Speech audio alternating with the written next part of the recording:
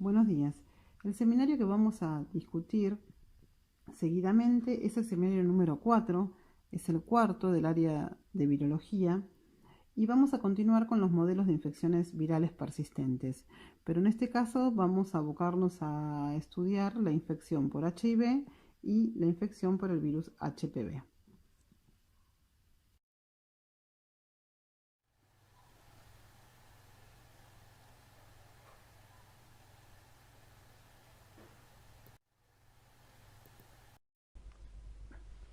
En esta diapositiva podemos observar el impacto de la infección por HIV en el mundo. En 2018 el número de personas infectadas con HIV eran un total de alrededor de 37 millones. Los adultos comprendían 35 millones de estos 37. Como podemos observar en esta diapositiva, nosotros vemos que el número de mujeres ascendía a la mitad de estos 35 millones, prácticamente estamos hablando de 18 millones. ¿Qué significa esto? Que la relación mujer-hombre era alrededor de 1. Y este dato, ¿por qué es importante? Porque nosotros podemos observar en esta diapositiva que especificamos a las mujeres y no a los hombres.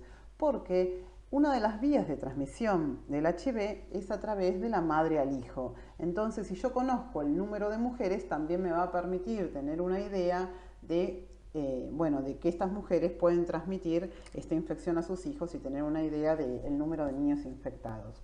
Ya vamos a ver que actualmente, y desde hace bastante tiempo, existe un tratamiento muy efectivo, ¿sí? Un tratamiento antiviral muy efectivo que prácticamente disminuye a valores menores de 1 la transmisión de la madre al hijo. Lo vamos a ver más adelante. Por otra parte, podemos decir que niños menores de 15 años, que en su mayoría estos niños adquirieron la infección a través de sus mamás, son alrededor de 1,8 millones. Las nuevas infecciones en 2018 ascendieron alrededor de 2 millones, estamos hablando de 1,8 millones. Y las muertes por SIDA, o sea, acá ya no estamos hablando de infección, sino estamos hablando de las muertes de aquellas personas que manifestaron el síndrome de inmunodeficiencia adquirida, fueron de un total de 940.000 personas. Por lo tanto, podemos ver que estos números tan importantes nos dan un impacto, ¿sí?, de lo que significa la infección por HIV en el mundo.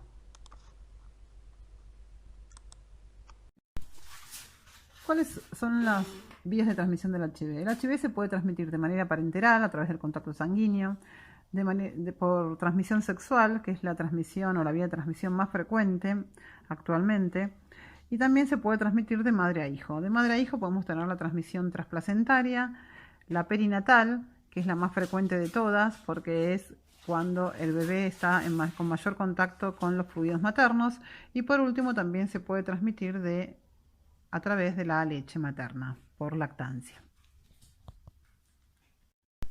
El virus HIV es un retrovirus y, como todos los retrovirus, posee una transcriptasa reversa. El genoma del virus HIV está conformado por 2 moléculas de ARN de polaridad positiva. Estas moléculas de ARN están bien acompañadas por la enzima viral, que es la transcriptasa reversa, asimismo la proteasa y la integrasa, y por otro lado, protegiendo a estas moléculas de ARN, tenemos la estructura de cápside, que está conformada principalmente por la proteína P24. Sobre la cápside tenemos una proteína o matriz, y sobre esta tenemos la envoltura que el virus adquiere cuando sale de la célula, y en la envoltura del virus HIV se expresan las glicoproteínas GP120 y GP41.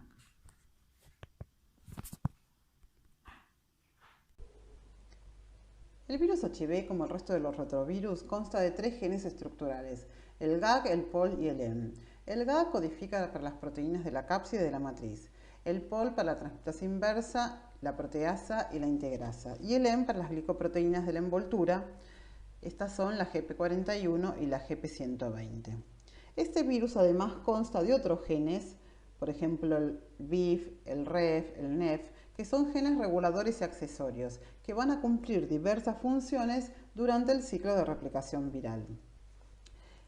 Este genoma de HIV, que es de alrededor de 9.400 pares de bases, va a estar flanqueado por 2 secuencias repetitivas largas. Estas secuencias se denominan LTR. ¿Qué podemos predecir de la variabilidad y diversidad del HIV? Bueno, estas preguntas que planteamos acá las vamos a ir contestando a medida que avance la clase. Ustedes mírenla y cualquier cosa después nos consultan. El virus HIV tiene distintos mecanismos para generar variabilidad.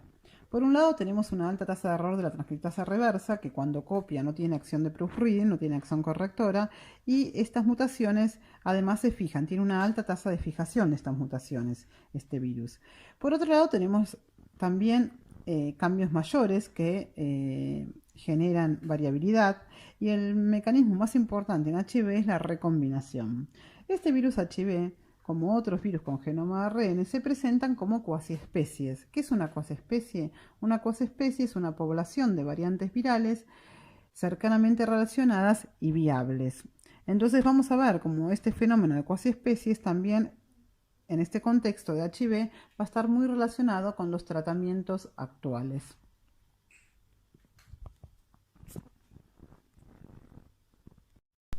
Como ustedes ya han visto en la teórica, el virus HIV es un virus muy diverso, presenta una diversidad genética bastante importante. En principio tenemos dos tipos de HIV, el HIV1 y el HIV2, que son dos tipos virales que derivan de distintas especies de monos de África, o sea, hubo un salto de especie entre los monos y el hombre. Este virus HIV1 es el tipo 1, es el que más circula por el mundo y ese lo podemos clasificar en grupos, subtipos y recombinantes. Tenemos distintos grupos de HIV1, tenemos el M, que es el principal, y este M lo podemos clasificar en subtipos, por ejemplo, subtipo A hasta el subtipo L, y en recombinantes. ¿Qué significa cuando hablo de recombinantes? Son variantes virales que circulan, que su genoma tiene porciones que corresponden a un subtipo y porciones que corresponden a otro. Estos virus se generaron por recombinación. Por ejemplo, en nuestro país, en la Argentina, circula la recombinante BF.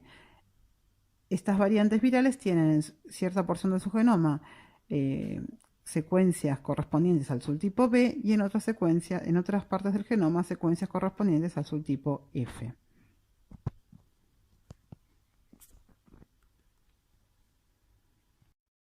¿Cómo es el ciclo de replicación del HIV?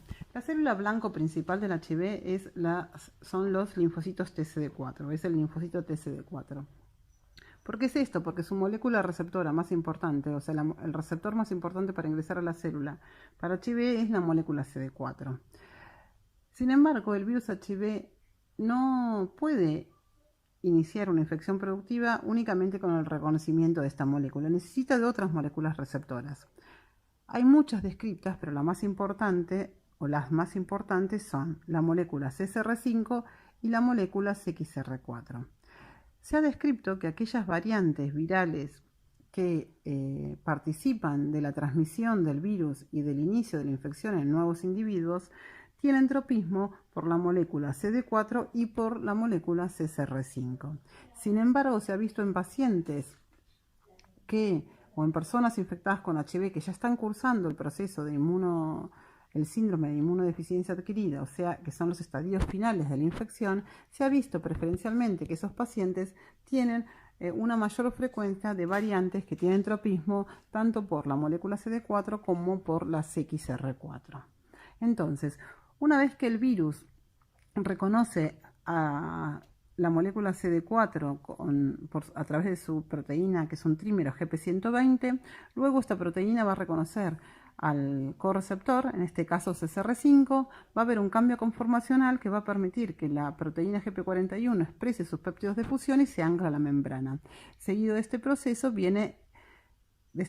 de fusión de la envoltura viral con las membranas plasmáticas, el virus puede ingresar a la célula. Entonces va a comenzar el desnudamiento, que es la liberación del ácido nucleico. Una vez que ese ácido nucleico se libera, comienza el proceso de retrotranscripción que está conducido por la transcriptasa reversa. Entonces, a partir de las moléculas de ARN de polaridad positiva, esa transcriptasa reversa va a inicialmente generar un híbrido de baja estabilidad, ARN-ADN, y posteriormente se va a conformar una molécula de doble cadena de ADN. Esta molécula doble cadena se va a circularizar, va a ingresar al núcleo y se va a integrar en el genoma celular. Cuando el estado en el que el virus está integrado en un genoma celular, lo llamamos provirus. Esto ocurre con HIV y con todos aquellos virus que se integran a el genoma celular. Este proceso de integración va a estar mediado por la proteína viral integrasa. Una vez que el virus está integrado, se va a hacer la duplicación de estos genomas, ¿sí? de los genomas virales, y por otro lado va a hacer la síntesis tanto de proteínas tempranas como tardías del virus. Este virus sintetiza sus proteínas como poliproteínas. Por ejemplo, la GP120 y la GP41 se derivan de una proteína mayor que es la GP160, que luego se va a clivar por la proteasa viral. Entonces, cuando ya tenemos los genomas de la progenie más la síntesis de las proteínas estructurales, esto se va a ensamblar y el virus se va a liberar de la célula. Las glicoproteínas virales van a pasar por toda la secuencia de glicosilación, ¿sí? Van a ir al Reg y al Golgi y se van a insertar en la membrana plasmática, y por esa porción de la membrana se va a liberar el virus y se va a liberar de la célula por un mecanismo de brotación.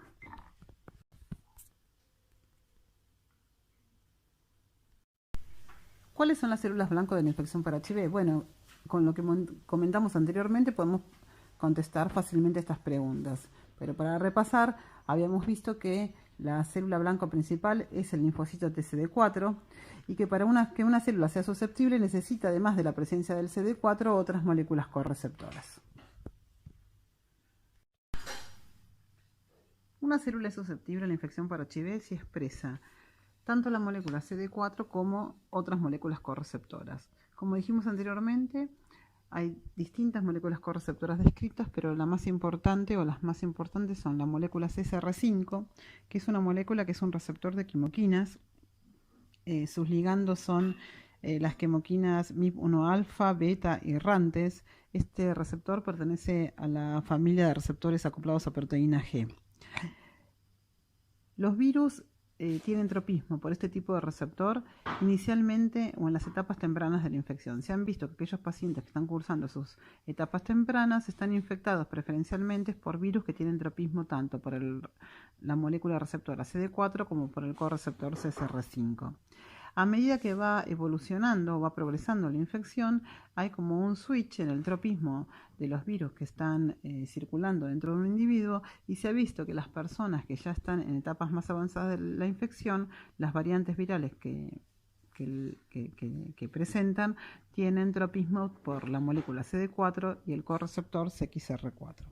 El correceptor CXR4 fusina es un receptor también de quimoquinas que es específico para el factor derivado del estroma 1.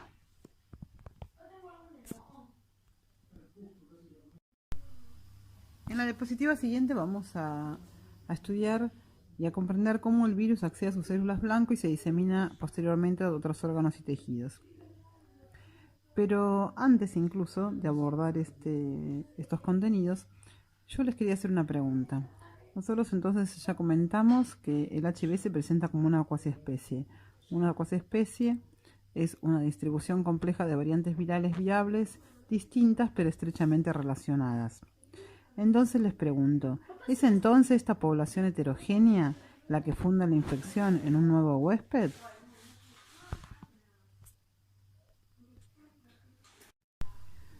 ¿Cómo accede el virus a sus células blanco? Está bien ilustrado esto en esta diapositiva. Comentamos anteriormente que las mayorías de las infecciones son adquiridas a través de las relaciones sexuales. En este caso, el semen es el principal vector de transmisión. El semen contiene 3 fuentes de virus infecciosas. Estas pueden ser o viriones libres, o viriones unidos al espermatozoide, o leucocitos infectados. En este sentido, luego de la deposición del HIV en la mucosa, el virus atraviesa el epitelio e interactúa con las células blanco, tanto linfocitos TCD4, macrófagos y células dendríticas. ¿De qué manera este virus puede acceder a estas células blanco? Bueno, se han descrito distintos mecanismos. Uno puede ser a través de la transitosis del epitelio y otro también puede ser tanto virus libre o virus asociado a células que podrían atravesar lesiones genitales o microabrasiones. Se ha descrito que hay una asociación entre la probabilidad de adquirir la infección por HIV y la presencia de otras enfermedades de transmisión sexual. Este es el caso, por ejemplo, de la infección por herpes simplex 2.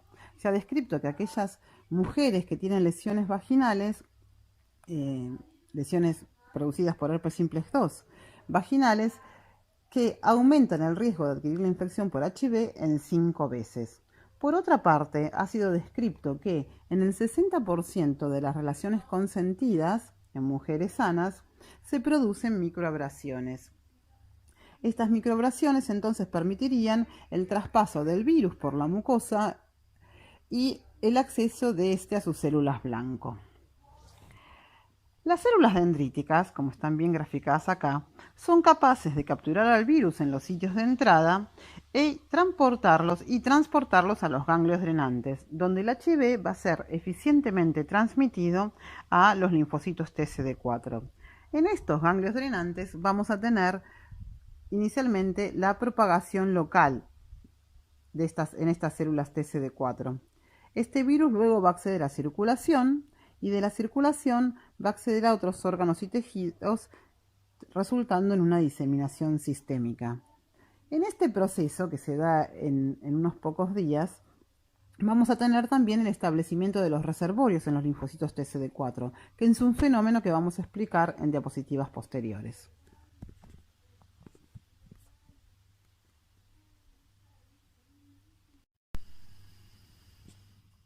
¿Cuál es el rol de la célula dendrítica en la infección por HIV?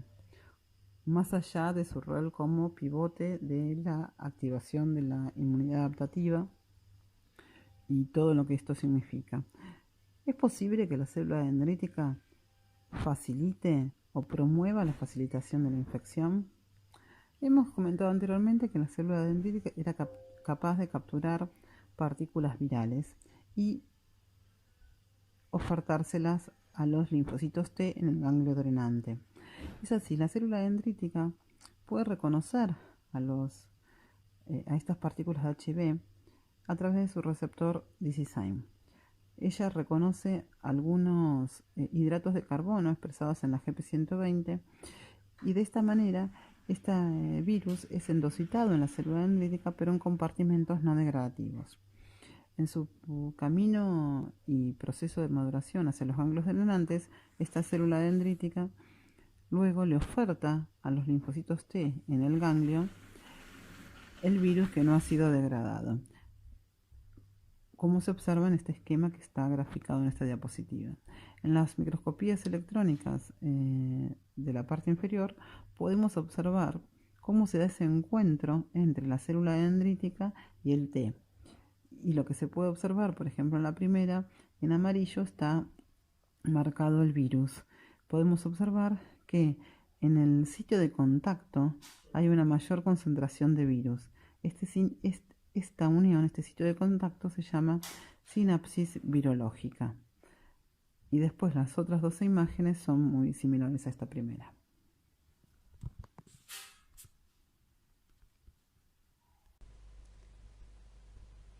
Habíamos dejado pendiente una pregunta que tenía que ver con esta característica que tiene el virus HIV y que la comparte con otros virus con genoma ARN, de que se presenta como una población de cuasiespecies. Se presenta como una población de distribuciones complejas de variantes virales viables, distintas pero estrechamente relacionadas entre sí. Entonces la pregunta que nos hacíamos era si esta población heterogénea de cuasiespecies es la que funda la infección en un nuevo huésped. Acá podemos observar en la diapositiva que a la izquierda tenemos representadas estas poblaciones de cuasiespecies como virus de distintos colores y después podemos observar en la línea punteada la mucosa de este nuevo individuo, del individuo receptor.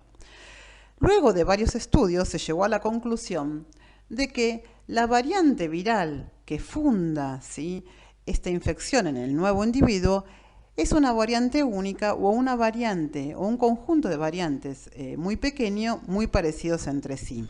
Entonces esto nos da la idea del virus fundador. Este virus fundador tiene ciertas características. Este virus fundador va a tener un fitness de alta transmisión. Cuando me refiero a fitness me estoy refiriendo a una aptitud replicativa. Esta variante fundadora se va a poder adaptar a este nuevo individuo. Entonces vamos a tener que tiene una alta capacidad replicativa, expresa una gran cantidad de proteínas en su envoltura, tiene una interacción eficiente con las células dendríticas. Dijimos que particularmente cuando este virus puede interaccionar con la molécula D-cysteine, esta célula dendrítica va a ser capaz de presentar en los ganglios drenantes de esta mucosa el virus a los linfocitos TCD4. Y por otro lado, y algo muy importante, es que el virus va a presentar una resistencia a los interferones de tipo 1, que es la respuesta antiviral importantísima de la respuesta inmune innata. ¿Cómo es que se selecciona este virus fundador? Bueno, este virus fundador se va a seleccionar por distintas presiones de selección, que puede ser la presión por la respuesta inmune o, por ejemplo, la presión por los antivirales. Por otra parte, también se podrían transmitir partículas defectivas o poblaciones de virus que tengan baja capacidad replicativa, bajo fitness. Entonces, en general, estas poblaciones están caracterizadas por expresar baja cantidad de proteínas de la envoltura, tienen baja infectividad, interaccionan pobremente con las células dendríticas, y una cosa muy importante es que presentan sensibilidad a los interferones de tipo 1, a diferencia de las variantes con alta capacidad replicativa que podían evadir la respuesta inmune al interferón. Entonces, concluyendo y contestando la pregunta, podemos decir que la variante que funda la infección en un nuevo individuo es una variante única y tenemos el concepto entonces de virus fundador. En esta diapositiva, nuevamente con preguntas, nos preguntamos qué mecanismos presenta el HIV para iniciar la infección en un nuevo individuo. Y bueno, con los conceptos que hemos descrito anteriormente, ustedes van a ser capaces de contestar estas preguntas. ¿Cómo es la evolución de la infección? Por un lado tenemos en esta gráfica marcado las copias genómicas por mililitro de plasma en rojo y en azul el recuento de linfocitos TCD4 también por mililitro de plasma. Lo que podemos observar que en la primera infección tenemos valores muy importantes de carga viral. Esto se llama el síndrome de infección aguda por HIV, donde hay una extensa diseminación del virus y este virus se comienza a sentar en los órganos linfoides. Si observamos lo que sucede en este momento con los linfocitos TCD4, que de una persona sana, de un individuo sano, rondan alrededor de los 1000-1200 células por mililitro de plasma, vemos que durante la primera infección hay un decrecimiento importante, luego una pequeña recuperación y seguidamente un decrecimiento progresivo hasta que prácticamente tenemos pacientes que los recuentos de CD4 son muy pero muy menores, por debajo de las 100 células por mililitro de plasma. Hay que tener en cuenta que, como dijimos anteriormente, los linfocitos TCD4 son el blanco principal de este virus. Y este decrecimiento importante o esta depresión importante va a coincidir entonces con el aumento de virus, ¿sí?, y con el advenimiento de las enfermedades oportunistas que puede seguir, digamos, hacia la muerte de estos pacientes. En general, en la gran mayoría de los pacientes, como lo vamos a ver más adelante, esto ocurre luego de 10 años de evolución de la infección. Pero hay algo a considerar también, que es lo que está marcado acá como latencia clínica. Cuando hablamos de latencia, estamos hablando de latencia clínica porque, en principio, como sabemos, la infección por HIV es un modelo compatible con una infección persistente crónica. ¿Esto qué quiere decir? Que durante toda la vida del individuo, este virus está produciendo viriones. La carga viral puede estar más o menos controlada, pero nosotros podemos observar o podemos detectar la presencia de nuevos viriones.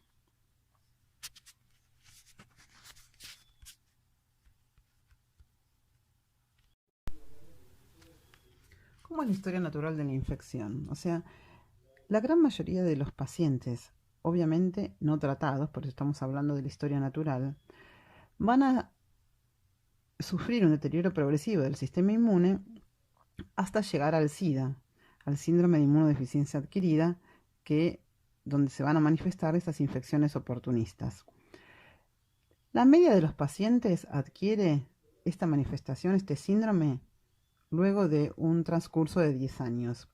Hay ciertos pacientes que son los progresores rápidos que lo adquieren en un tiempo menor, entre 2 o 3 años, el 5% o el 19% en 5 años. Y sin embargo, hay otros pacientes que van a recorrer más tiempo para llegar a adquirir esta síndrome. Son aquellas personas que progresan lentamente. Estas personas son aquellas que están infectadas por un periodo superior a los 15-20 años, que mantienen preservados sus recuentos de linfocitos TCD4 y CD8, siempre sin tratamiento antirretroviral. A este grupo de personas se los puede dividir o como no progresores de largo plazo, que son aquellos individuos que exhiben viremia detectable, o como controladores de élite, que son aquellos individuos cuyos niveles de carga viral permanecen indetectables.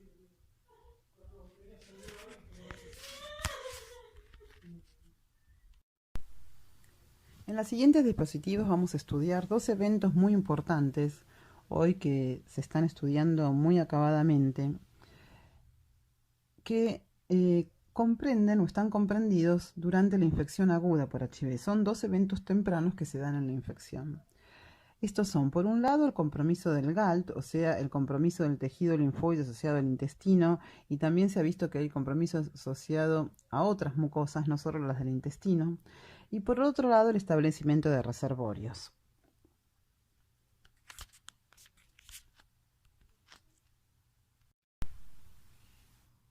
Como habíamos observado anteriormente, en un paciente infectado durante la evolución de esta infección, podemos observar un decrecimiento progresivo de sus linfocitos TCD4. Sin embargo, esto es lo que se observa en sangre periférica. Si nosotros evaluamos cómo es la disminución de estos linfocitos TCD4 en mucosas, particularmente está muy estudiado en el GALT, observamos que antes de los 17 días tenemos un decrecimiento muy abrupto, prácticamente absoluto, de estos linfocitos TCD4 que están presentes en las mucosas.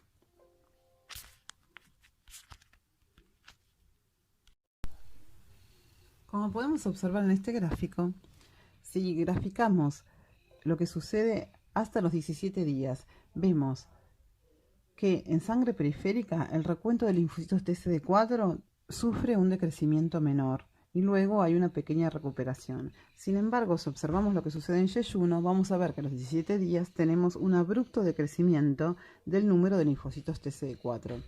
Y esto es muy importante porque casi el 70% de los linfocitos TCD4 CCR5 positivos de memoria se encuentran en el GALT.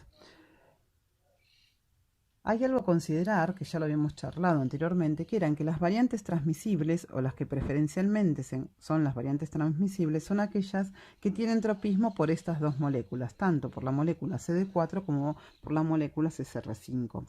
Para enfatizar todo lo que estamos diciendo acá, mostramos estas dos imágenes que están ubicadas en esta diapositiva, y lo que podemos observar, que son unos análisis endoscópicos e histológicos, y podemos observar que en aquellas personas que no están infectadas por HIV, las flechas indican este sistema linfoide asociado a este intestino.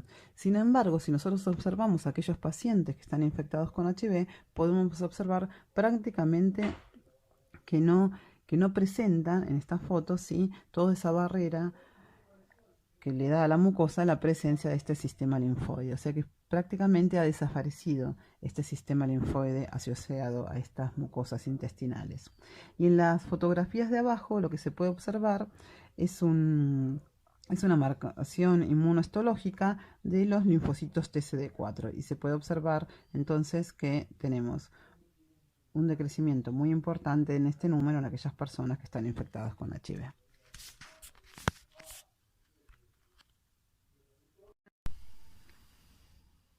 ¿Qué implicancia tiene esta pérdida de linfocitos TCD4 de memoria en el GALT? Bueno, ha sido descrito que esta pérdida o esta depresión de linfocitos TCD4 va a comprometer el control de otros patógenos por esta mucosa intestinal.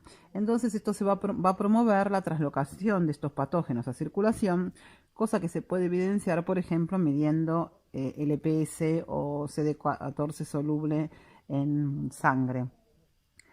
Esta translocación de patógenos va a inducir una reacción inflamatoria y se va a evidenciar una tormenta de citoquinas, por ejemplo TNF, interleuquina 1, interleuquina 12, también interferón gamma, que va a promover el reclutamiento de otros linfocitos, algunos de ellos TCD4, que se van a activar y entonces van a ser nuevamente blanco de la infección.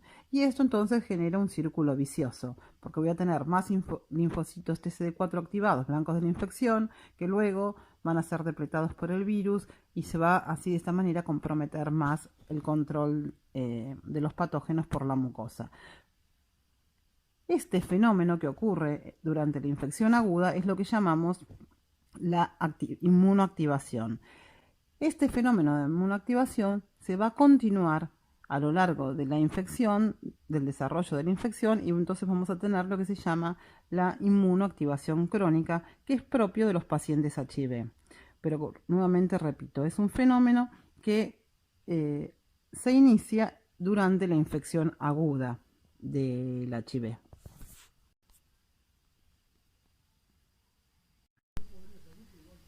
En esta diapositiva lo que estamos graficando es la tormenta de citoquinas que acabamos de explicar. Entonces, durante los primeros días de la infección, lo que podemos observar es un aumento de citoquinas predominantemente inflamatorias, ¿sí? Tenemos un aumento de distintas citoquinas, pero sobre todo un perfil inflamatorio, que también está acompañado por un aumento en la carga viral. Esto va a promover la activación de los linfocitos TCD4 y, como dijimos anteriormente, estos linfocitos TCD4 se van a infectar y, como están activados, van a permitir una infección productiva, liberando así más viriones y produciendo de esta manera mayor carga viral. Entonces, esto va a conformar todo el escenario de la inmunoactivación, que con el tiempo va a ser la inmunoactivación crónica propia de los pacientes HIV.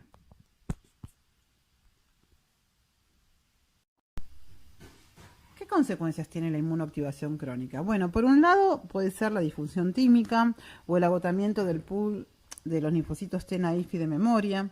También puede promover la fibrosis ganglionar, entonces se van a generar la retención de linfocitos T efectores.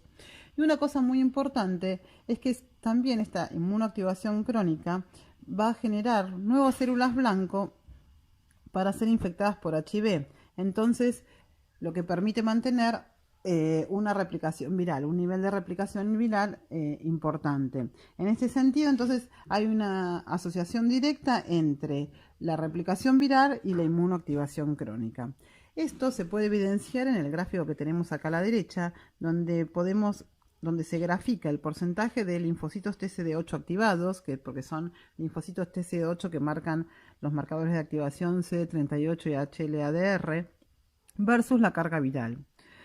Si los comparamos con una persona, con un paciente o con pacientes no infectados, como están acá en azul, que el porcentaje de estos linfocitos activados es alrededor de un 5 o un 6%, y podemos ver que a medida que se aumenta la carga viral, aumenta el número de estos linfocitos TCD8 activados. Entonces, a más carga viral, mayor inmunoactivación crónica.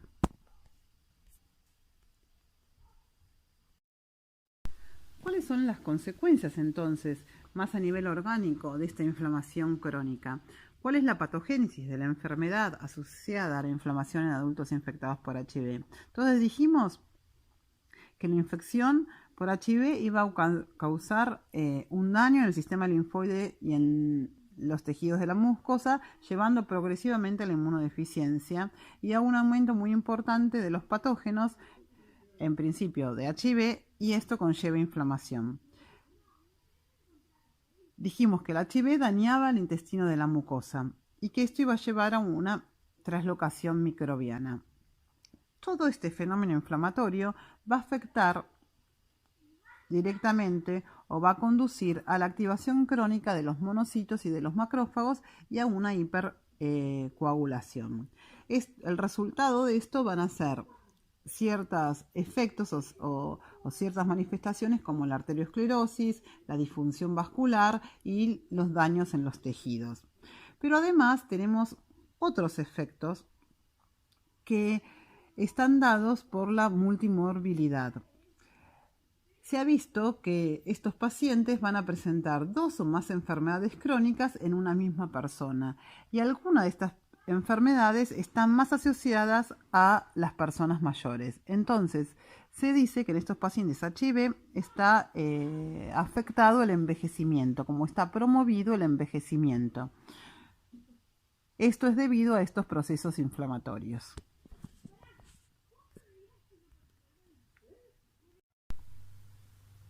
Bueno, en esta diapositiva que preguntamos cuáles son los eventos centrales que se manifiestan en la infección aguda por HIV, entonces los van a poder contestar muy sencillamente con los contenidos que estuvimos discutiendo en las diapositivas anteriores. ¿Por qué mecanismos mueren las células TCD4? Se han descrito diversos: por acción directa del virus en células infectadas productivamente, y o por la muerte de células vecinas, que las llamamos células bystander, y sino también puede ser por acción de los linfocitos TCD8 con su capacidad citotóxica. Entonces, como veníamos diciendo, tenemos que tanto la muerte de células productivamente infectadas y células que son bystander o vecinas que no están productivamente infectadas. Entonces podemos describir que inicialmente la replicación viral en células productivamente infectadas mata a las células rápidamente, en 1 o 2 días. Esta muerte se da aparentemente durante la infección aguda, cuando los niveles de carga viral son muy altos y hay una depresión muy masiva de linfocitos TCD4, particularmente en el sistema linfoide asociado a intestinos. El mecanismo de muerte de estas células productivamente infectadas es la apoptosis. Lo que podemos observar en la figura es que cuando el virus ingresa, reconoce su receptor, libera su ácido nucleico, comienza el proceso de retrotranscripción, se va a integrar en el genoma celular y esta infección productiva va a activar a la caspasa 3 y como resultado vamos a tener la muerte por apoptosis. Este fenómeno explicaría el 5% de las muertes observadas de los linfocitos TCD4 infectados por HIV. Sin embargo, en ausencia de tratamiento, la mayoría de los linfocitos TCD4 que se pierden están asociados con la infección, se van a morir durante la fase asintomática de los pacientes, que se da entre el estadio agudo y el desarrollo del SIDA. Entonces, durante este periodo, el número de linfocitos TCD4 productivamente infectados es bajo. Entonces, sugiere que la infección puede promover las células también de las células quiescentes, de las células no activadas. ¿Cuál es el mecanismo propuesto para esta muerte? Bueno, el mecanismo propuesto es la piroptosis. La piroptosis es una forma de muerte que está entre la apoptosis y la necrosis. Este es un mecanismo que depende de la caspasa 1. La caspasa 1 activada durante la piroptosis, o la caspasa 1 es activada durante la piroptosis por el inflamasoma. La piroptosis consiste en un aumento de la célula, en un incremento celular, en un hinchazón celular, la ruptura de la membrana plasmática y la liberación del contenido intracelular al espacio extracelular. ¿Y qué es lo que ocurre particularmente con HIV? Entonces, en las células quiescentes habíamos dicho que el virus no puede infectar productivamente. Sin embargo, el virus puede ingresar. Entonces, el virus ingresa, comienzan los primeros estadios de la retrotranscripción y el resultado es un transcripto incompleto. Este transcripto incompleto va a activar a un sensor de DNA que se llama IFI16. Se activa y este IFI16 va a activar mediante la acción del inflamasoma a las caspas A1. Y esta caspas A1 es la que va a producir la apoptosis. De esta manera vamos a tener la muerte de estas células que están quiescentes y que no están productivamente infartadas, sino más bien que presentan una infección abortiva.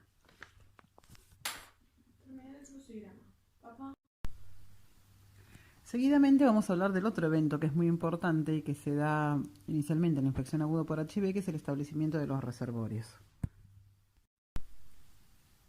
Para comprender el concepto de reservorio, vamos inicialmente a contestar una pregunta. ¿Por qué el HIV persiste a pesar de la terapia antirretroviral? La gráfica que aquí mostramos es bastante clara. Por un lado nos muestra el virus circulante o la carga viral y por el otro el tiempo, sobre el tiempo. Entonces, la infección por HIV es caracterizada por altos niveles de virus circulante en sangre. Sin embargo, cuando comenzamos el tratamiento antirretroviral, si este tratamiento es efectivo, estos niveles de carga viral van a bajar, van a disminuir por debajo del límite de detección. Ahora bien, si nosotros interrumpimos ese tratamiento antirretroviral, podemos observar nuevamente un rebote de estos valores de carga viral. Entonces, estos resultados, ¿qué me están indicando? Lo que me está indicando que los tratamientos antirretrovirales, más allá de que disminuyan la carga viral por debajo del límite de detección, no son efectivos para la eliminación viral y para la cura del virus, porque si yo suspendo este tratamiento, esta carga viral vuelve a aumentar. Entonces, lo que nos está indicando es que evidentemente existe algún virus que está, entre comillas, escondido en algún reservorio que luego, cuando no tenemos la presión del tratamiento, permite nuevamente su replicación y entonces vamos a tener nuevamente altos valores de carga viral.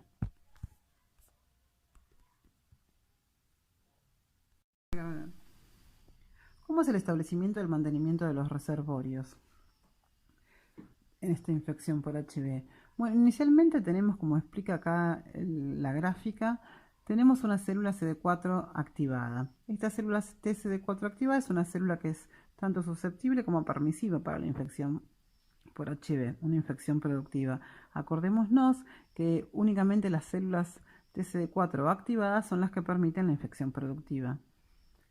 Entonces, esta célula se infecta y el genoma del HIV se va a integrar al genoma celular.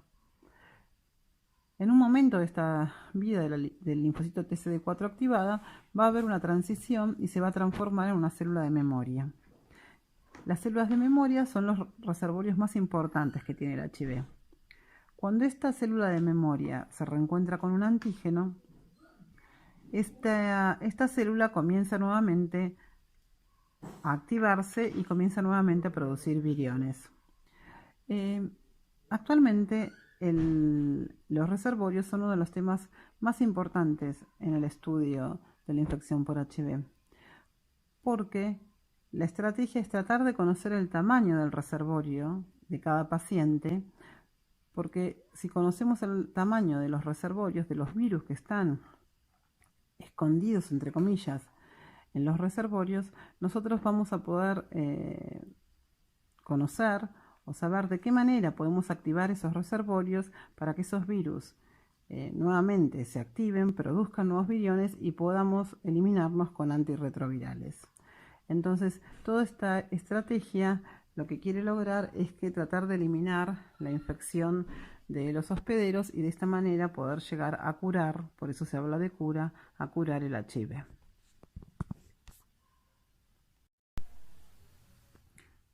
¿Cuáles son los reservorios celulares y los compartimentos que están involucrados? Bueno, el linfocito TCD4 de memoria es el principal reservorio del HIV, pero además también tenemos otras células que pueden ser reservorios como los macrófagos y las células dendríticas de varios tejidos, especialmente de los ganglios linfáticos del intestino y del sistema nervioso central. Como reservorios anatómicos tenemos, el tracto gastrointestinal, el tracto genital y también el sistema nervioso central.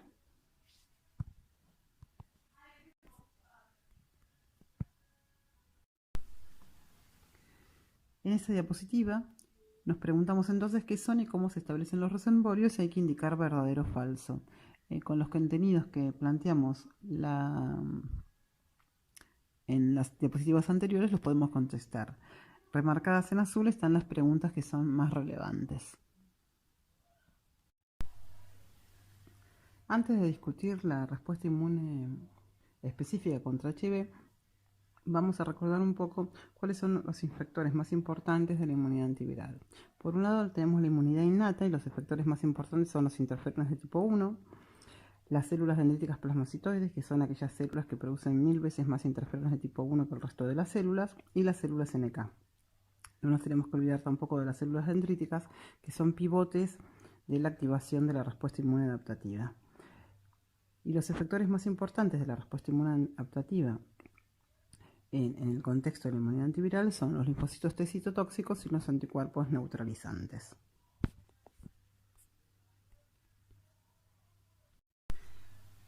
Específicamente, en la respuesta inmune durante la infección por HIV, tenemos como activadores de la respuesta inmune innata la activación de las poblaciones celulares de la respuesta inmune innata, como las células dendríticas plasmacitoides, las NK. Después, una cosa característica que observamos, que es esta tormenta muy importante de citoquinas que produce ese ambiente inflamatorio. Y en la respuesta inmune adaptativa vamos a tener la activación de los linfocitos T citotóxicos específicos y la producción de anticuerpos neutralizantes.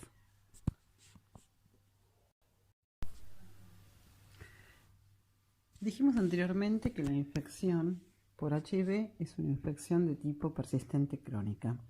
Y en todas las infecciones crónicas tienen un común denominador en cómo es su respuesta inmune. El resultado de esta infección crónica es que la respuesta inmune no puede controlar la infección, por lo tanto este virus o este patógeno persiste en el individuo. ¿Qué diferencias tenemos? ¿O qué diferencias importantes uno puede evidenciar entre la respuesta inmune de un patógeno que induce una infección aguda frente a otro que induzca una infección persistente? Entonces, en principio vamos a tener la activación de los linfocitos T mediada por las células dendríticas y se va a producir una expansión inicial. Durante la infección aguda, esta expansión de células efectoras va a ser muy importante y va a estar caracterizada por el control o la disminución de los niveles de antígeno, el aumento y la estimulación de la funcionalidad de las células presentadoras de antígeno y una respuesta efectora muy potente. Esto va a resultar en la eliminación del agente patógeno y en una importante memoria inmunológica. A diferencia de lo que ocurre en la infección aguda, luego de esa expansión inicial en la infección persistente, estas células, al estar en continua activación y en presencia de, en este caso, el agente viral, va a ocurrir el fenómeno de agotamiento. Entonces, la respuesta inmune en una infección persistente va a estar caracterizada por exceso de antígeno, pobre o inhibida la funcionalidad de las células presentadoras de antígeno, un aumento de los marcadores inmunoreguladores negativos, por ejemplo como interleuquina 10, TGF-beta, CTLA4, y un agotamiento de las células T, lo que va a resultar en una persistencia del patógeno, en este caso del virus, y una baja memoria inmunológica.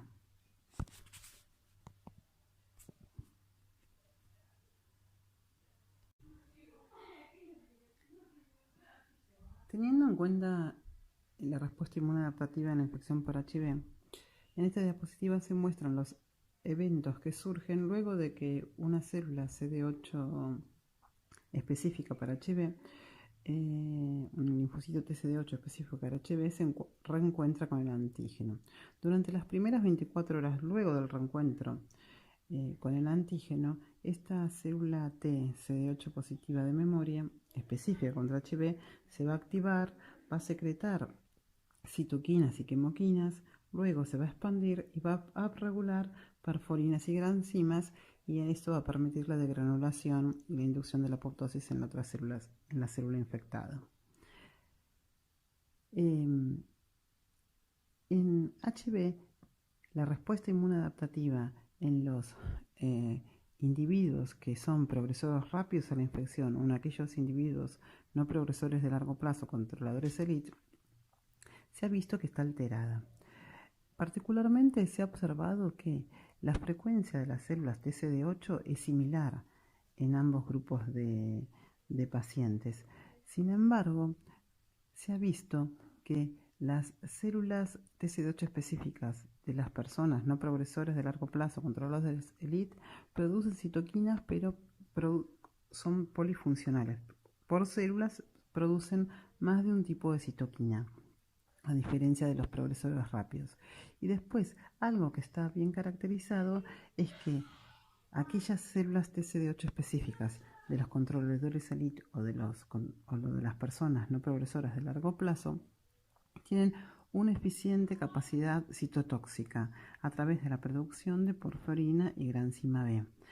Y en cambio, aquellas células TCD8 específicas de los progresores rápidos presentan una reducida capacidad citotóxica, por lo tanto una reducida degranulación. Esto es uno de los fenómenos que permite explicar la diferencia entre que algunas personas controlan la infección y otras que no la controlan.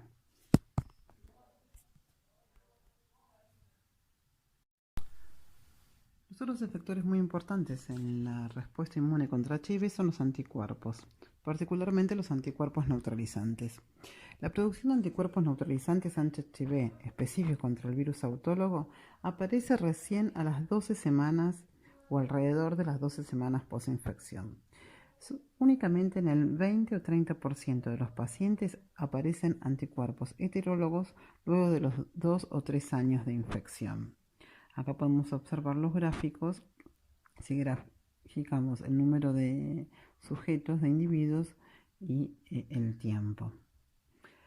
En la diapositiva siguiente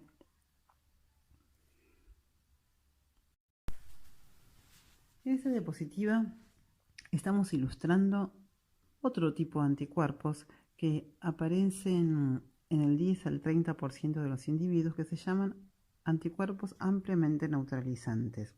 Estos anticuerpos ampliamente neutralizantes son capaces de neutralizar múltiples variantes o cepas de HIV. Estos anticuerpos neutralizantes son únicos porque ellos van a reconocer epitopes conservados del virus. Es decir, el virus puede mutar, pero ellos reconocen el epitope que está conservado, entonces que siempre va a existir. Eso les permite reconocer distintas cepas virales. En contraste, los anticuerpos no neutralizantes son específicos para cada cepa de HIV y reconocen en estas epitopes únicos. El descubrimiento de estos anticuerpos neutralizantes conduce, a una importante área de investigación, todo lo que tiene que ver con el desarrollo de vacunas, y tanto de vacunas, particularmente vacunas terapéuticas. Se han hecho algunos ensayos en monos que fueron bastante prometedores, pero bueno, como todo lo que tiene que ver con la vacuna de HIV, está costando bastante tener una vacuna que tenga una alta eficiencia.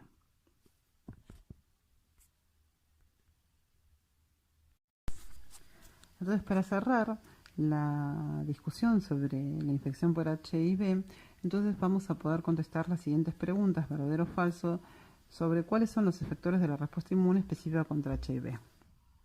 Con el contenido que estuvimos discutiendo anteriormente vamos a poder contestar fácilmente estas preguntas. Entonces, cerrando o concluyendo esta primera parte del seminario, podemos decir que HIV es un virus de una gran importancia médica, y actualmente hay dos puntos muy sobresalientes de los estudios en la infección por HIV que tienen que ver, uno, con la inmunoactivación crónica y con estos fenómenos que sufren estos pacientes, incluso aquellos pacientes que están tratados con antirretrovirales, también sufren el fenómeno de inmunoactivación crónica. Y el otro punto sobresaliente del estudio de la infección por HIV actualmente es tanto el mantenimiento como el establecimiento de los reservorios. La idea de conocer el tamaño de los reservorios para luego poder activarlos, activar ese virus que está escondido en estos reservorios y poder, como fin último, tratar de eliminar del virus de la célula.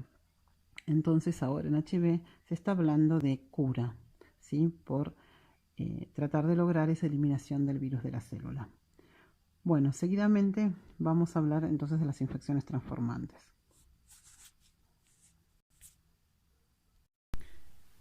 Entonces, para cerrar lo que hemos estado discutiendo sobre la infección por HIV, vamos a terminar con estas preguntas de verdadero o falso para contestar cuáles son los efectores de la respuesta inmune específica contra HIV.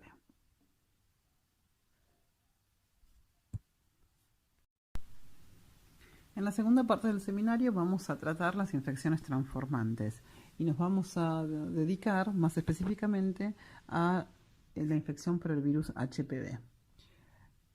Cuando hablamos de infecciones transformantes, estas pueden ser producidas por diferentes virus, tantos virus que tengan genoma ADN como genoma ARN.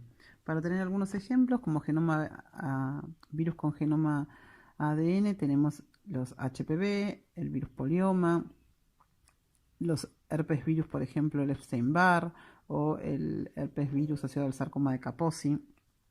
También, como ustedes habrán visto en el seminario 3, está el virus hepatitis B, que puede inducir una transformación celular y en la cual la proteína X cumple un rol muy importante. Por otro lado, también tenemos virus con genomas ARN que son capaces de transformar a las células, y estos son el HTLV1, que es el virus de la leucemia T del adulto, y el virus de la hepatitis C. ¿Mediante qué mecanismos los virus pueden causar cáncer?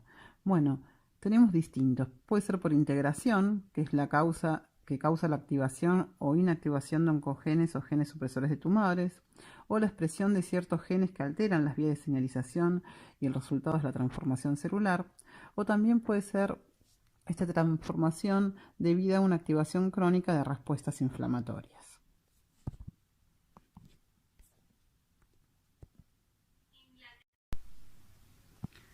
¿A través de qué mecanismos los virus causan cáncer? Bueno, acá nuevamente tenemos estas preguntas para que ustedes contesten y con lo que acabamos de decir las van a poder contestar. Seguidamente vamos a estudiar más específicamente las infecciones inducidas por el virus papiloma humano. Las infecciones producidas por HPV son unas de las infecciones transmitidas sexualmente que tienen más prevalencia en el mundo. Los HPV son virus de DNA doble cadena que infectan células epiteliales escamosas del epidermis y también de la mucosa de la orofaringe y de la mucosa anogenital. La infección por HPV está asociada con un amplio espectro de lesiones clínicas que pueden ir desde las verrugas comunes hasta los distintos cánceres. Se han identificado más de 100 tipos distintos de HPV y ellos se clasifican por su mayor o menor riesgo en el desarrollo de la carcinogénesis. Aquellos HPV de mayor riesgo son responsables de la mayoría, estamos hablando casi del 98% de los cánceres de cuello uterino, ¿sí? De los cánceres cervicales. Y de entre ellos, el HPV 16 es el que ha sido detectado en la mayoría de estos casos. El desarrollo del cáncer está asociado a la infección por HPV de alto riesgo. Esto sugiere que el HPV ha evolucionado o tiene distintos mecanismos que le permiten evadir el sistema inmune y de esta manera persistir en el organismo.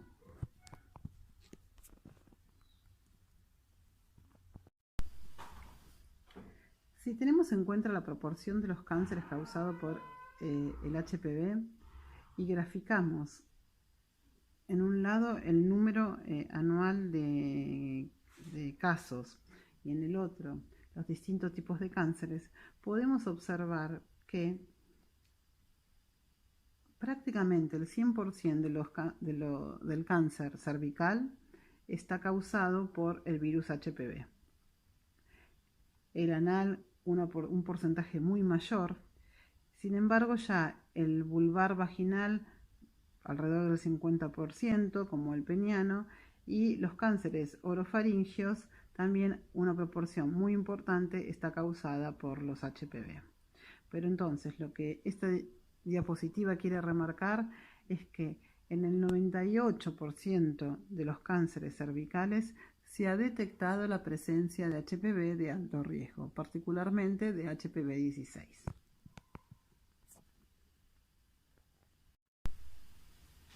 ¿Qué manifestaciones puede causar o puede presentar una infección por HPV? Bueno, podemos tener lesiones epiteliales hiperplásicas y también podemos tener verrugas comunes, planas o plantares, papilomas laringeos, verrugas anogenitales y por supuesto el carcinoma cervical, que está producido preferencialmente por los virus que tienen alto riesgo de carcinogénesis. En la presente diapositiva lo que indicamos es un modelo de progresión del cáncer cervical. Nosotros podemos tener distintos estadios. Podemos tener 3 pasos que llevan al cáncer del cuello uterino. En principio tenemos la infección por HB, que es la infección aguda por HPV, que como se indica en el gráfico, puede eliminarse esta infección, o sea, un paciente normal se puede infectar con HPV y después la flecha que vuelve, que es la eliminación del virus controlado por el sistema inmune. Después tenemos otra etapa, que es la etapa de la persistencia asociada al desarrollo del precáncer cervical en este caso. Y acá también tenemos como una comunicación, porque desde una infección aguda se puede progresar al precáncer, pero también podemos plantear una regresión. Y por último, a partir de este desarrollo del precáncer cervical, después tenemos la invasión de estas células transformantes cancerígenas y tenemos propiamente el cáncer. En las curvas de abajo lo que queremos graficar es la prevalencia poblacional de cada una de estas etapas. La infección y la eliminación viral son extremadamente comunes y juntas van a contribuir al pico agudo de prevalencia de HPV en los años siguientes a la media de la primera relación sexual de la población. Y eso es lo que nos está graficando la curva verde. Vamos a tener el pico agudo alrededor de los 20 años, que es cuando son unos años después de la media de la primera relación sexual en general poblacional.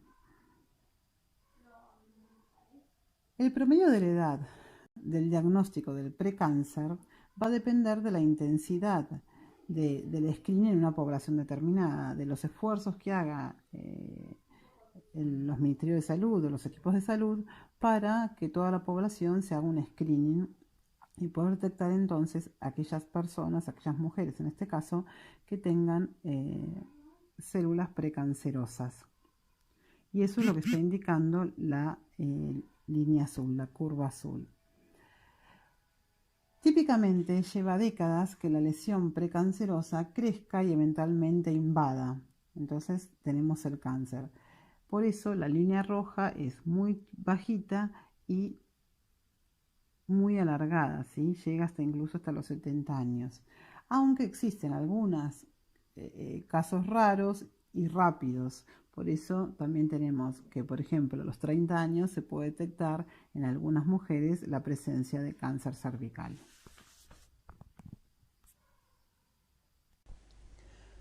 Como comentamos anteriormente, el virus HPV es un virus desnudo de una partícula de alrededor de 55 nanómetros, como se puede observar en la microscopía electrónica, y tiene o presenta un DNA circular de doble cadena cerrado como genoma.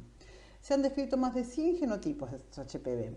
Algunos de estos genotipos van a tener mayor probabilidad o se los ha encontrado con más frecuencia asociados a distintos cánceres. Por ejemplo, en el caso del cáncer de cuello uterino se ha asociado la presencia de los genotipos HPV 16 y 18.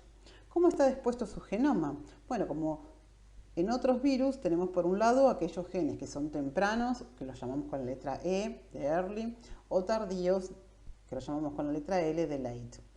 Entonces los genes tempranos están involucrados tanto en la replicación del virus como en funciones regulatorias, y algunos de ellos van a tener un rol muy principal en la inducción o en la promoción de la carcinogénesis. Y por otro lado tenemos los genes tardíos o L, que son aquellos que expresan las proteínas de la cápside, L1 y L2. ¿Cómo es la replicación viral del HPV? La replicación viral va a ser dependiente de la diferenciación celular. El virus va a acceder inicialmente a las células basales del epitelio, va a ingresar a ellas a través de microabrasiones, y una vez que ingresa a estas células va a permanecer de manera episomal, lo que quiere decir covalentemente cerrado extracromosómico. En estas células basales va a expresar los genes tempranos E1, E6, E2 y E7. A medida que estas células se van diferenciando, vamos a tener inicialmente la replicación del genoma viral, o sea, se van a copiar los genomas virales y van a comenzar la expresión de los genes tardíos. En los queratinocitos vamos a obtener el ensamblaje viral y la liberación viral. En estas células, las proteínas L1 y L2 de la cápside van a ensamblar a los genomas virales y se va a producir la liberación de las células. Hay un efecto citopáctico que es patognomónico de la infección productiva por HPV, que es el coilocito. Estos virus, al infectar estos queratinocitos, son capaces de producir ese efecto citopático, como lo vamos a ver en las diapositivas siguientes. En esta fotografía podemos observar entonces una infección productiva. Se ve en este epitelio la parte más indiferenciada y luego cómo se va diferenciando todo este epitelio, y podemos observar que el virus madura conjuntamente con la diferenciación de los queratinocitos y va a formar un efecto citopático que es propio patognomónico de la infección productiva por HPV, que se llama coilocito. El coilocito es una célula grande que presenta un núcleo ubicado hacia la periferia, de bordes irregulares, citoplasma claro, y presenta además una gran vacuola perinuclear. Estas células, estas lesiones se pueden observar con la tinción de Papa Nicolau. Como dijimos anteriormente, estas lesiones son características de una infección productiva por HPV, o sea, son patognomónicas de la infección productiva por HPV.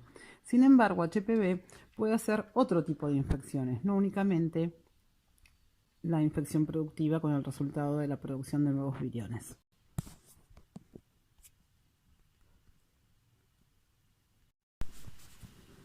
El HPV entonces va a infectar la membrana basal de los queratinocitos, y a medida que se diferencian, este virus puede evolucionar hacia una infección abortiva. También puede evolucionar, como dijimos anteriormente, hacia una infección productiva, con el resultado de los nuevos viriones de la progenie. Es acá donde vamos a tener la presencia de los coilocitos. Y además, este virus puede inducir o puede evolucionar hacia otro tipo de infección, que va a ser la carcinogénesis. O sea, este virus tiene diversos mecanismos que van a promover la transformación celular. Pero en este tipo de infección no vamos a tener una infección productiva. Ahora ya lo vamos a explicar en las diapositivas que vienen. Entonces, que quede claro, si tenemos una infección productiva, vamos a observar como efecto citopático los coilocitos, y de acá se van a liberar viriones. Ahora bien, en una infección donde el virus induce transformación celular, la infección no va a ser productiva. No voy a tener todo el ciclo replicativo de este virus completo, por lo tanto no voy a tener la formación de nuevas partículas virales.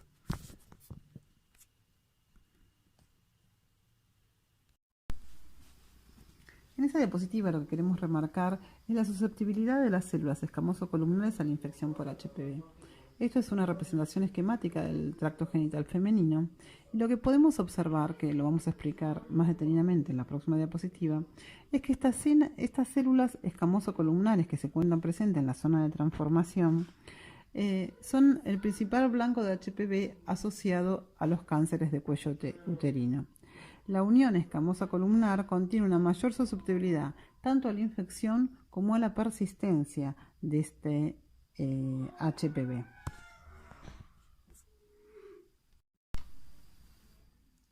Como veníamos comentando, las células escamoso-columnares de la zona de transformación presentan una mayor susceptibilidad a la infección y a la persistencia. ¿Cuáles son los factores o los mecanismos que explican esta mayor susceptibilidad? Bueno, se han descrito varios. En principio es que es unas células que son de fácil acceso para los virus porque estamos hablando de una monocapa estratificada. Por otra parte, se ha visto que está alterado todo el microambiente microbiano, sobre todo alterada la expresión de los péptidos antimicrobianos, por ejemplo, algunas defensinas como la HD5, que está disminuida su expresión. Y estas defensinas afectan el ingreso viral. Entonces, en principio, su baja expresión permitiría o posibilitaría una mayor susceptibilidad. Por otra parte, también se ha visto que hay una cierta estabilización y protección de los mensajeros de HPV por algunas proteínas sobreexpresadas. Este es el caso de la KRT7 y 19, que se ha visto que estabilizan el mensajero de la proteína oncogénica E7. También se ha descrito que existen también una sobreexpresión de algunas proteínas que están involucradas en el tráfico del HPV, por ejemplo, de CD63. Entonces, se ha visto que esta sobreexpresión de CD63 va a favorecer el desnudamiento de los viriones y entonces va a posibilitar que estas células sean más susceptibles nuevamente. Además de estos fenómenos, se ha visto que todo el microambiente inmune está alterado. En este sentido, se ha visto una disminución en la funcionalidad y en la densidad de las células dendríticas, tanto las de Langerhans como las convencionales.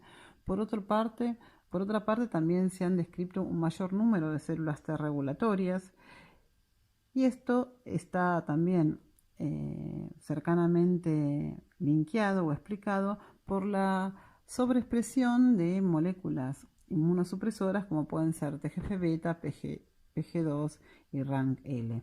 Entonces, todo este microambiente con un perfil más regulador posibilita que este virus tenga mayor susceptibilidad con estas células escamoso-columnares de la zona de transformación.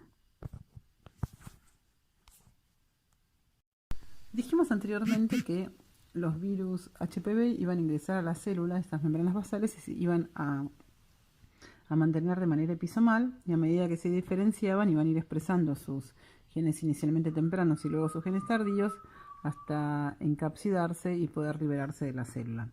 Sin embargo, aquellos virus HPV que inducen transformación celular y algunos de ellos carcinogénesis, ocurren fenómenos distintos. En principio, estos virus tienen la capacidad de integrarse al genoma celular. ¿De qué manera se integran? Bueno, se ha visto que en muchos casos el genoma viral tiene lesionado el gen E2. El gen E2 se relaciona con, o la actividad de este gen se relaciona con la represión de los genes tempranos. Y se ha visto también que la distribución de los genes en los distintos virus HPV es diferencial y genotipo específica. Entonces, al integrarse este genoma de HPV en el genoma celular, se afectaría la integración, o sea, se afectaría este gen E2, y esto se ha visto sobre todo en aquellos genotipos de alto riesgo para el desarrollo de carcinogénesis.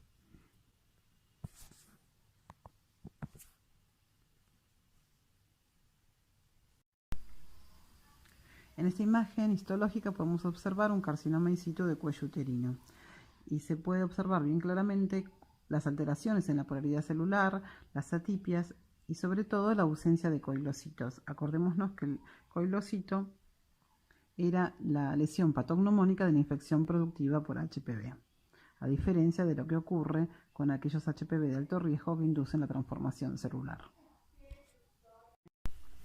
¿Cuáles son los mecanismos entonces que tiene HPV para inducir carcinogénesis? Entonces, algunos de estos mecanismos van a estar dados por un papel que cumple sus genes tempranos. E6, E7 y E5. Habíamos dicho que en aquellos virus que podían inducir carcinogénesis, el genoma viral se integraba en el genoma celular, afectándose el rol de la proteína 2, que era una proteína que iba a controlar la expresión, iba a regular la expresión de estos genes tempranos, por ejemplo E6, E7 y E5. P53 es un gen supresor de tumores que juega un rol esencial en la prevención del desarrollo de los cánceres. En las células normales, P53 o los niveles de P53 se mantienen bajos y eso está mediado por la degradación de P53 vía una ubiquitina ligasa. Algunos virus oncogénicos han desarrollado estrategias para inactivar las funciones de P53, tanto en células infectadas como en células transformadas. Por ejemplo, existen distintas oncoproteínas virales, como algunas del poliomavirus SB40 o de Epstein-Barr, que pueden alterar las funciones de P53. En el caso particular de los virus HPV, la proteína E6 de los HPV de alto riesgo, son aquellos virus responsables de la inducción de los cánceres cervicales o de otro tipo de cánceres. Esta proteína E6 va a formar un complejo con la ubiquitina ligasa E3, que se llama E6AP, la proteína E6 más P53. Así tenemos formado el complejo. Este complejo va a conducir a la degradación mediada por ubiquitina de P53 y consecuentemente al decrecimiento de los niveles de P53 en la célula, induciendo de esta manera la transformación celular. Otro mecanismo que tiene estos virus HPV de alto riesgo de inducir transformación celular es el rol de la proteína E7 del virus. La proteína E7 va a tener como blanco a una proteína celular que es la proteína del retinoblastoma. La proteína del retinoblastoma es otra de los genes supresores de tumores. Esta tiene un rol crítico en la regulación del ciclo celular, ya que controla la transición de G1 a la fase S del ciclo celular. Bajo condiciones normales, la proteína del retinoblastoma está no fosforilada en G1 y es progresivamente fosforilada hacia la fase S del ciclo celular. La retinoblastoma, esta proteína de retinoblastoma no fosforilada, va a interactuar con el factor de transcripción E2F y de esta manera va a actuar como un represor transcripcional. Los miembros de la familia de este factor de transcripción E2F están involucrados en la regulación transcripcional de genes que participan en la síntesis del DNA. Entonces, ¿cómo participa de todo este proceso la proteína E7 de HPV? Bueno, la proteína HPV de los genotipos de alto riesgo se va a unir a retinoblastoma y va a inducir su degradación proteasomal mediada por ubiquitinización. Y de esta manera entonces va a promover el progreso del ciclo celular, consecuentemente la transformación celular. Otro mecanismo propuesto de transformación celular mediado por HPV es el rol que cumple su proteína E5, la proteína E5 codificada por los HPV de alto riesgo. Se ha visto que la proteína E5 de HPV inhibe la degradación lisosomal del receptor para el factor de crecimiento epidérmico. Se ha visto, como podemos observar en esta imagen, que tenemos expresado en la membrana el receptor del factor de crecimiento epidérmico. Luego de que reconoce su ligando, se va a endocitar y este endosoma se va a fusionar con un lisosoma que, mediado por la alta concentración de protones, va a inducir la degradación lisosomal de este receptor. La proteína E5 de HPV interactúa al nivel de una tepeasa y bloquea la acción de esta tepeasa, impidiendo el ingreso de los protones a los lisosomas. El resultado de esto es la inhibición de la degradación lisosomal del receptor. y se ha demostrado que este proceso incrementa la sensibilidad celular a la transformación.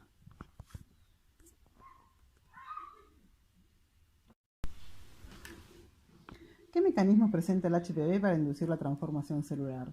Bueno, con lo que estuvimos charlando en las últimas diapositivas, ustedes van a poder contestar correctamente o no, o sea, si es verdadero o falso, las siguientes preguntas. Las que están marcadas en azul son las más importantes, pero bueno, ustedes pueden contestar cualquiera de ellas. ¿Cuál es el rol que cumple la respuesta inmune en la infección por HPV? Bueno, para desarrollar un poco este tema vamos a hablar con lo que ocurre con la respuesta inmune contra los HPV 6 y 11 que pueden producir tanto verrugas genitales como papilomas respiratorios. La respuesta inmune va a tener un rol muy importante, crítico, porque puede estar polarizada. Podemos tener una respuesta Th1 efectora o podemos tener otro tipo de respuesta que nos induzca a una enfermedad persistente inducida por estos virus. ¿Cómo es esto? La respuesta inmune innata contra HPV está principalmente mediada por el reconocimiento de las células NK o por el reconocimiento de las células NK de los receptores activadores e inhibidores que reconocen las moléculas de clase 1 en la superficie de los queratinocitos infectados. Se ha observado en las papilomatosis respiratorias recurrentes que hay una pérdida o falta de este reconocimiento, o sea que está alterado el reconocimiento mediado por las NK. Esto va a resultar entonces en una respuesta inmune innata no efectiva. Algo similar sucede con la respuesta inmune adaptativa. Se ha demostrado que las células de Langerhans tienen alterada su maduración, por lo tanto resultando en una presentación antigénica muy defectuosa. Esto va a conducir a una respuesta del tipo MASTH2, con lo cual, sumado a la falta de actividad de las células NK, resulta en una enfermedad persistente inducida por los HPV. Por eso es muy importante. Entonces, por un lado tenemos polarizada la respuesta. Si tenemos una respuesta Th1 inflamatoria efectora, vamos a poder controlar la infección. Y en cambio, si están alteradas tanto la función de las NK como la función de las células de Langerhans, vamos a tender a una respuesta del tipo MASTH2 o más regulatoria y por lo tanto se va a permitir o se va a promover la persistencia de la enfermedad inducida entonces por estos tipos de HPV.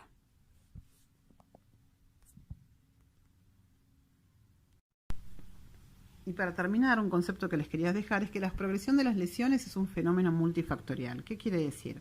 Que tenemos que considerar tanto algunos factores virales como factores propios del hospedero. Virales tenemos, por ejemplo, el genotipo. Ya repetimos varias veces a lo largo del seminario que hay genotipos de mayor riesgo de producir carcinogénesis. También la carga viral, no es lo mismo estar expuestos a una carga viral alta que a cargas virales bajas. Y algunas variantes de estos HPV. Y respecto desde los factores de riesgo del hospedador, podemos nombrar el tabaquismo, exposición a distintos mutágenos, hormonas. Se han hecho algunos trabajos con algunas hormonas que presentan algunos anticonceptivos. También, por ejemplo, la predisposición genética. Se han descrito algunos polimorfismos de POI53 que están asociados a mayor desarrollo de carcinogénesis. Y la promiscuidad sexual. La promiscuidad sexual está basado en que, bueno, aquellas personas que son promiscuas van a tener mayor probabilidad de encontrarse con distintos tipos de HPV y por eso aumenta la probabilidad de encontrarse con HPV de alto riesgo. Entonces hasta acá vimos en este seminario dos modelos de infecciones persistentes. Por un lado tuvimos al HIV como un modelo de infección persistente crónica, que es donde tenemos producción continua de virus. Sin embargo, el HPV, eso es a nivel, el HIV, esto es a nivel organismo. Sin embargo, el HIV en algunas células podemos ver que puede hacer una infección latente o inclusive infecciones abortivas. Y por el otro lado tuvimos al HPV como un modelo de infección persistente transformante que induce transformación celular y que permite persistir, y vimos el rol de la respuesta inmune en inducir o promover estas enfermedades persistentes o en poder controlar la infección. Bueno, cualquier consulta que ustedes tengan nos pueden escribir. Tenemos una página de Facebook y vamos a poder responder cualquiera de las dudas. Bueno, muchas gracias y buenas tardes.